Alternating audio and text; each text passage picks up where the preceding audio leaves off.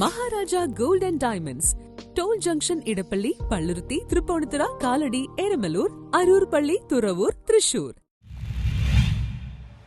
ആഗോള കത്തോലിക്ക സഭ പരമാധ്യക്ഷൻ ഫ്രാൻസിസ് മാർപ്പാപ്പയുടെ ഖബറടക്കം ശനിയാഴ്ച നടക്കും. ഫ്രാൻസിസ് മാർപ്പാപ്പയുടെ സംസ്കാരം ശനിയാഴ്ച നടക്കും. റോമിലെ സെന്റ് മേരീസ് മേജർ ബസിലിക്കയിൽ ഇന്ത്യൻ സമയം ഉച്ചയ്ക്ക് 1:30 സംസ്കാര ചടങ്ങുകൾ നടത്തുക.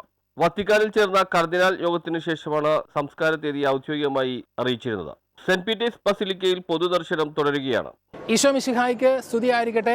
പ്രിയ സഹോദരങ്ങളെ, വത്തിക്കാൻ സെയിൻറ്റ് പീറ്റേഴ്സ് ബസിലിക്കയുടെ മുമ്പിൽ നിന്നാണ് ഞാനിപ്പോൾ സംസാരിക്കുന്നത്. എൻ്റെ പുറകിൽ കാണുന്ന വിശുദ്ധ പത്രോസിൻ്റെ ഈ ബസിലിക്കയിലാണ് പരിശുദ്ധ പിതാവ് ഫ്രാൻസിസ് പാപ്പായുടെ ഭൗതിക ശരീരം പൊതു ദർശനത്തിന് വേണ്ടി വച്ചിരിക്കുന്നത്.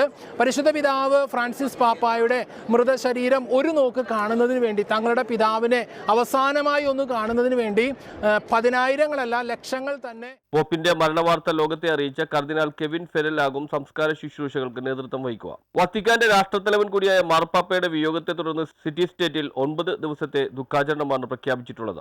അന്ത്യവിശ്രമം ഒരുക്കേണ്ടത് റോമിലെ സെന്റ് മേരി മേജർ ബസിലിക്കയിലായിരിക്കണമെന്ന് മാർപ്പാപ്പയുടെ മരണപത്രത്തിൽ വ്യക്തമാക്കിയിരുന്നു.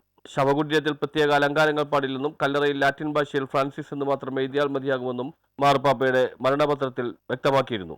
നിരവധി വിശ്വാസികളാണ് മാർപ്പാപ്പയുടെ ഭൗതിക ശരീരം കണ്ട് അന്ത്യാഞ്ജലി അർപ്പിക്കുന്നതിനായി വത്തിക്കാനിൽ എത്തിച്ചേരുന്നത്. വത്തിക്കാനിൽ നിന്ന് ബിനു റാഫേൽ നൽകിയ റിപ്പോർട്ടിലേക്ക്. ഞാൻ ഈ നിൽക്കുന്നത് വത്തിക്കാൻ സ്ക്വയറിന് മുൻവശമാണ്.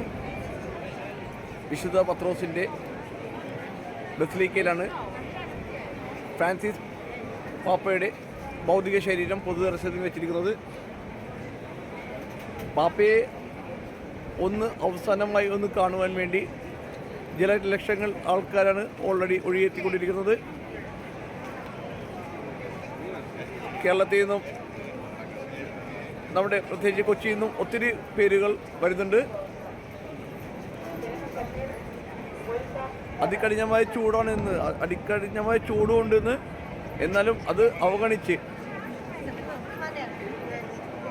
അവരുടെ പാപ്പയെ കാണുവാൻ വേണ്ടി 6 മണിക്കൂർ ക്യൂ നിന്നതിന് ശേഷം പിന്നെയുള്ള കാര്യം എന്ന് വെച്ചാൽ